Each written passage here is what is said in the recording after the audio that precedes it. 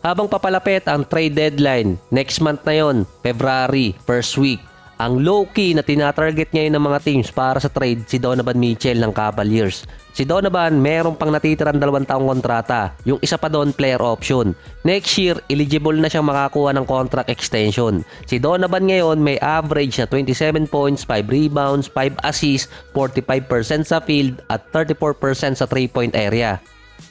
Ngayon taon din nakikita ng mga analyst na hindi pasok si Donovan Mitchell sa system ng Cavaliers dahil sa kanyang usage at mga attempts. Nakamintes na rin siya ng 9 games so far.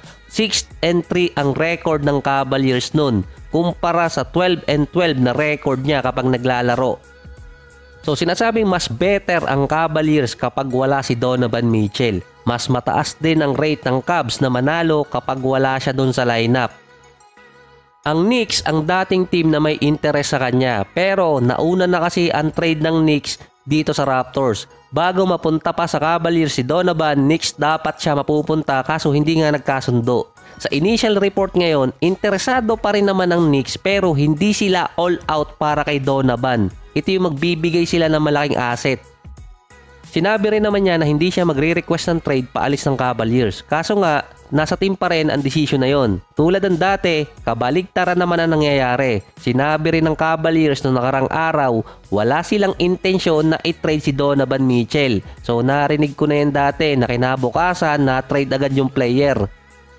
Sa bagong report ngayon, ang Miami Heat ay interesado na makuha si Donovan mula sa Cavaliers. Pero sa tingin ko pang pataas lang to ng price sa trade market dahil yung nilagay na dahilan doon parang hindi pasok para kunin si Donovan ng Miami Heat.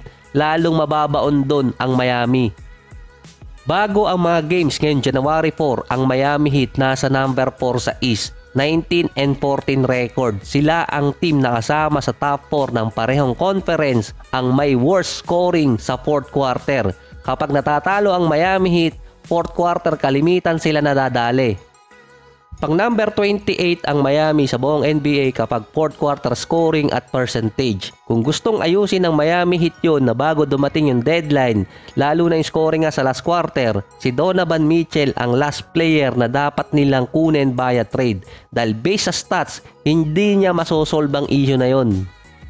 Based pa sa rumors na yon, gustong magpalakas ng Miami Heat sa last quarter lalo na sa crucial minutes. Pero kung ibabase natin sa stats, pang number 25 si Donovan sa buong NBA sa 4th quarter scoring, 6 points per game sa loob yun ng 9 minutes. Mataas pa rin. Ang problema nga lang doon sa top 50 players na merong mataas na points per game sa last quarter, si Donovan Mitchell ang second worst sa field goals. Meron siyang 37% at worse na 21% sa 3-point area.